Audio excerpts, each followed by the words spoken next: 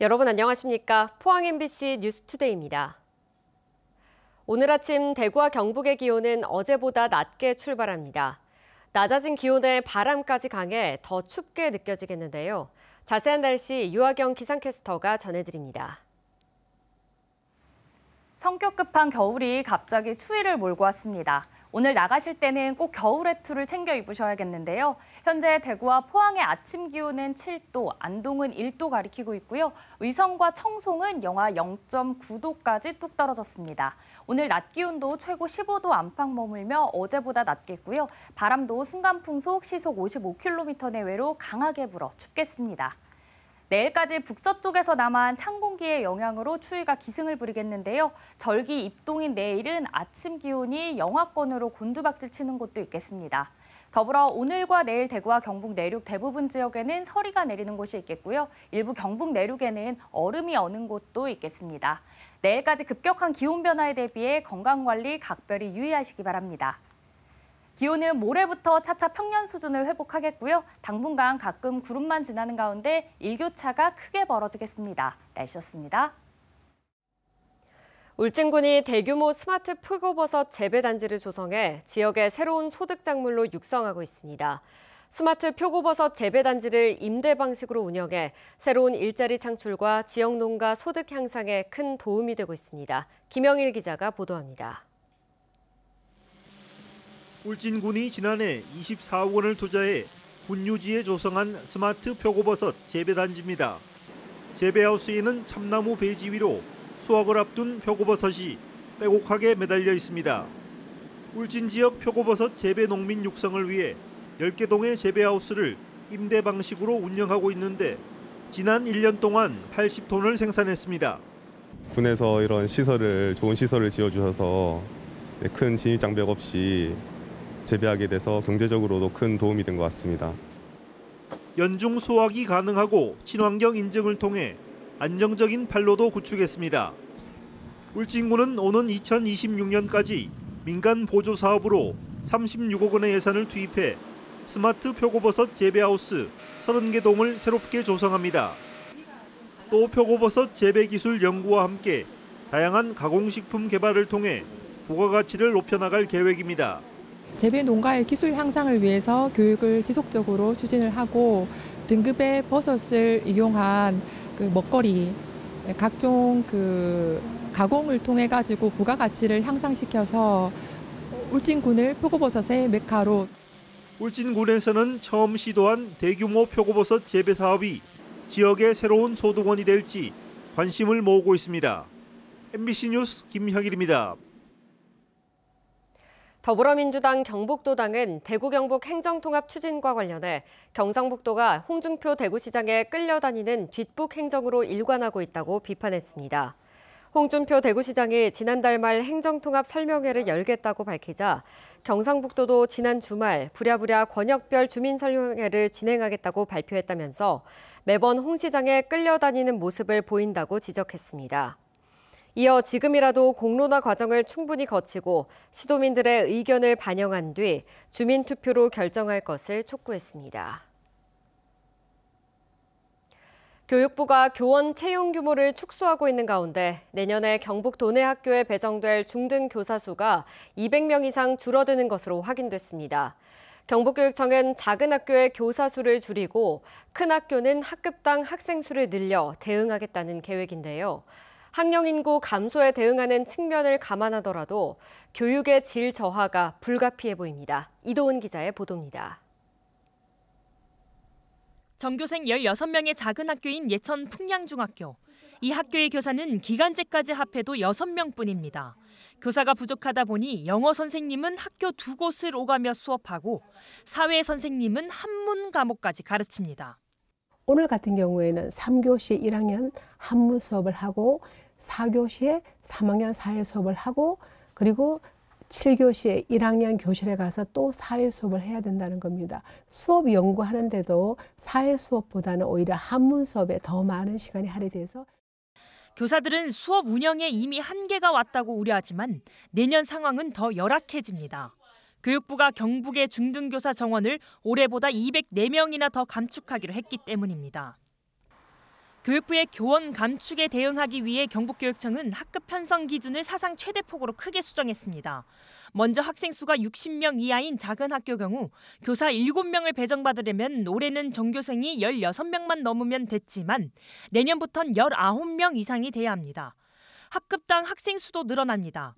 중학교 1학년은 2명에서 최대 4명을, 2, 3학년은 읍면 지역에 한해 2명씩 올렸는데 학급수 확대가 신규 교사 수요로 이어지는 걸 막기 위해서입니다. 결국 풍량중학교는 내년에 배정받는 교사 수가 올해보다 2명이 더 줄어들게 됐습니다. 아이들의 그런 성장 과정에 따라서 원하는 대로 이렇게 골고루 이렇게 배치할 수 있는 게 아니라 선생님이 오는 날 무조건 그 과목을 배치할 수밖에 없고 그게 또 짜여질지도 모르겠어요. 왜냐면 두 학교만 주고받고 하는 것이 아니라 우리 학교에는 이 학교를 가고 이 학교는 이 학교를 가고 이 학교에서 이렇게 하니까 다 몰려 이렇게 얽혀 있으니까. 큰 학교의 교육 질 저하도 불가피합니다. 일시적으로 출생아 수가 많았던 백호띠 2010년생과 흥룡띠인 2012년생이 동시에 중학교에 재학하는 내년도 경북의 중학생 수는 올해보다 2천여 명 늘어난 6만 4천여 명입니다. 구미 경산 지역을 중심으론 과밀 학급 우려가 나올 수 있습니다. 향후에는 결국 소규모 중학교를 통폐합하겠다는 것이 경상북도의 입장으로 생각이 됩니다. 그렇게 된다면 지역 소멸과 함께 우리 학생들이 더 먼 거리까지 학교를 다녀야 되는 상황이고.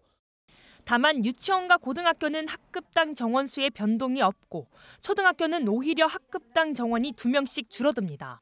경북교육청은 줄어드는 중등교사 인원만큼 기간제 교사 채용으로 일시적인 학교 현장의 혼란을 막겠다는 입장이지만 앞으로 3, 4년간은 중학교 학생들의 수업권 침해가 불가피해 보입니다. MBC 뉴스 이돈입니다. 경주시가 강원도와 제주도를 제치고 올해 국내 여름휴가 만족도 조사에서 1위에 올랐습니다.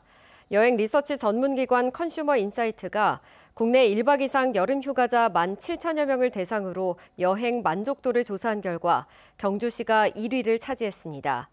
2위는 경남 산청군, 3위는 강원 평창군, 제주시는 37위로 조사됐고 경북에선 안동과 울진이 12위, 포항은 30위, 영덕은 50위로 나타났습니다. 최근 한 여론조사에서 대통령 국정수행 지지도가 정권 출범 뒤 처음 10%대를 기록해 최저 수준이었습니다.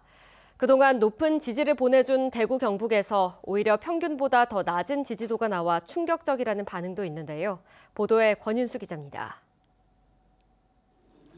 여소야대로 임기 말까지 국회 견제를 받아야 하는 윤석열 대통령은 정책 추진을 위해 국민 지지가 필요합니다. 하지만 최근 여론조사에서 대통령 지지율이 바닥을 향하고 있습니다. 한국갤럽이 시행한 여론조사에 따르면 지난달 마지막 주 대통령 긍정평가가 19%로 나와 윤 정부 출범 이후 최저치를 기록했습니다. 특히 보수의 텃밭으로 여겨지는 대구 경북 지지율이 18%로 평균보다 1%포인트 더 낮게 나왔는데 대구 경북 지지율이 10%대를 기록한 것도 현 정부에서 처음입니다. 대선 때 다른 지역보다 더 높은 득표율을 보이며 기대를 많이 걸었던 것만큼 실망도 크다는 분석이 나옵니다. 김건희 여사 리스크, 그것을 제대로 해결하지 못하는 것도 있고 어정 갈등 문제도 있고 특히 한동훈 대표하고 계속 충돌하는 거. 근데 그런 부분들이 작용을 종합적으로 하고 있다고 봐야 되겠죠. 리얼미터가 실시한 여론조사에서도 지난달 마지막 주 대통령 긍정평가가 전주보다 떨어졌습니다. 연령별로 보면 70대 이상에서 전주보다 6.1%포인트 떨어지고 60대에서 3.8%포인트 떨어지는 등 노년층 여론이 싸늘해졌습니다. 한동훈 국민의힘 대표의 대국민 사과와 국정 쇄신 요구에도 묵묵부답이던 윤 대통령은 내일 대국민 담화문을 발표하기로 했습니다. 한 대표는 국민의 눈높이에 맞는 담화를 기대하고 반드시 그래야 한다라고 밝혔습니다. 정치권에서는 간단히 사과하고 앞으로 잘하겠다는 식의 대처로는 난국을 헤쳐나가기 힘들 것이란 전망이 나왔습니다.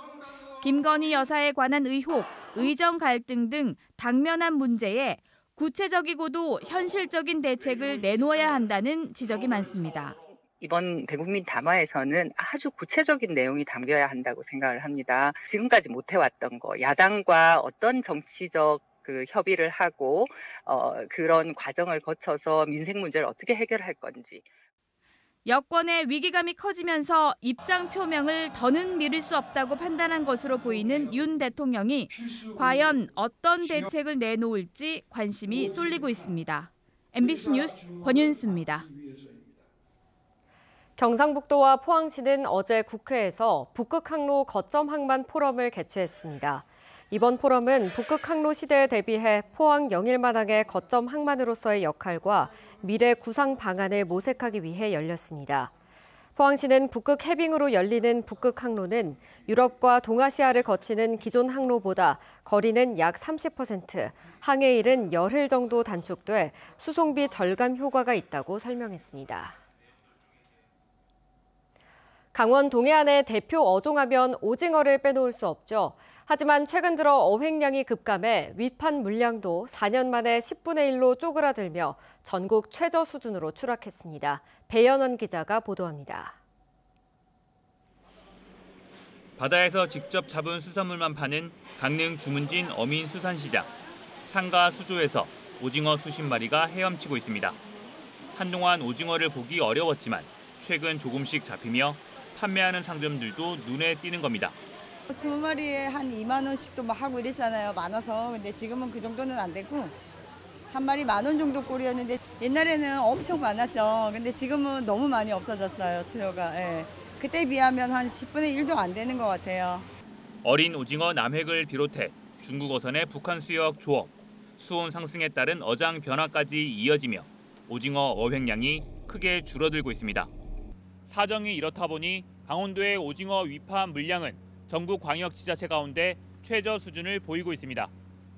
국회 정의용 의원의 국감 자료를 보면 강원도의 오징어 위판 물량은 지난 2020년 8,732톤에서 2021년 6,310톤, 2022년 3,525톤으로 줄었고 지난해는 1,486톤, 올 들어서는 지난 8월까지 615톤으로 쪼그라들었습니다. 강원도는 지난해 경기 인천고와 제주에 이어 전국에서 세 번째로 적은 오징어 위판 물량을 기록했었는데 올해 들어선 오징어목의 한치가 주로 잡히는 제주보다도 오징어 어획량이 적어졌습니다. 오징어를 주로 포획하는 이 체납기 어선에 대하여 감척을 이제 확대하도록 하겠습니다. 오족자원 조성을 위하여 인공어초 사업이라든가 바다숲 조성 사업 그리고 종묘 방류 사업을 확대하여 오징어 하면 강원도가 떠오르던 시절은 이제 아득한 옛날 일이 되고 있습니다. 갈수록 줄어드는 강원도 오징어의 어족 자원 회복 방안에 대한 깊은 고민이 필요해 보입니다. MBC 뉴스 배연환입니다. 포항시는 국비 2억 원을 확보해 빈집 정비 지원 사업에 나선다고 밝혔습니다. 이에 따라 지역 빈집 30동을 철거하거나 정비한 뒤 텃밭이나 주차장 등 공익 공간으로 활용하도록 할 계획입니다. 또 포항시는 내년도 정부가 시행하는 빈집 정비 사업에 따라 빈집 소유주를 대상으로 수요 조사를 실시하고 있습니다.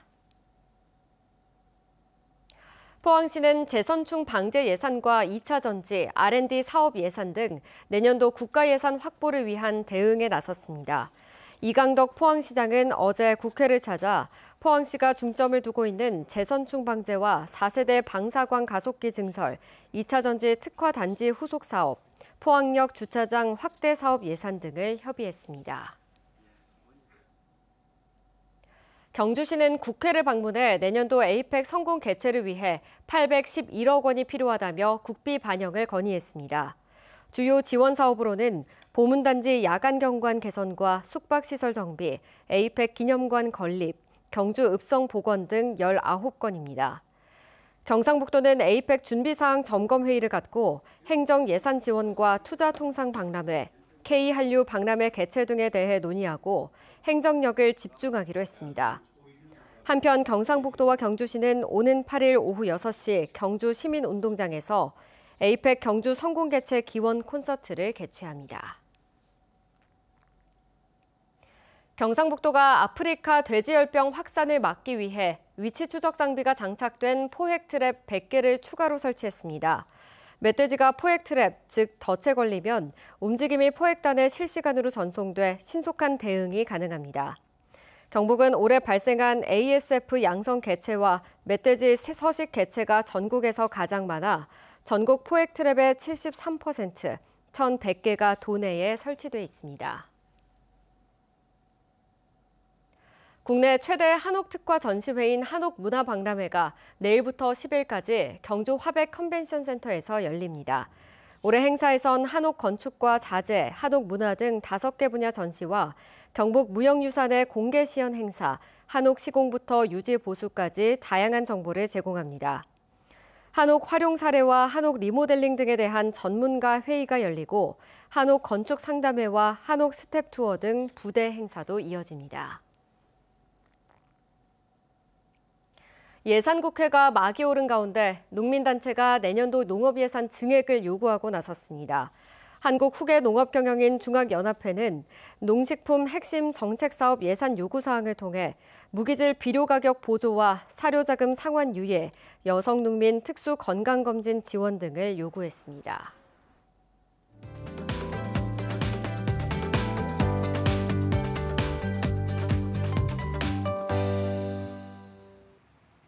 성격 급한 겨울이 갑자기 추위를 몰고 왔습니다. 오늘 나가실 때는 꼭 겨울 외투를 챙겨 입으셔야겠는데요. 현재 대구와 포항의 아침 기온은 7도, 안동은 1도 가리키고 있고요. 의성과 청송은 영하 0.9도까지 기온이 뚝 떨어졌습니다.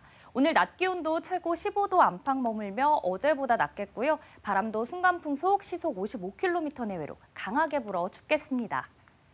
내일까지 북서쪽에서나마 찬 공기의 영향으로 추위가 기승을 부리겠는데요. 절기 입동인 내일은 아침 기온이 영하권으로 곤두박질 치는 곳도 있겠습니다.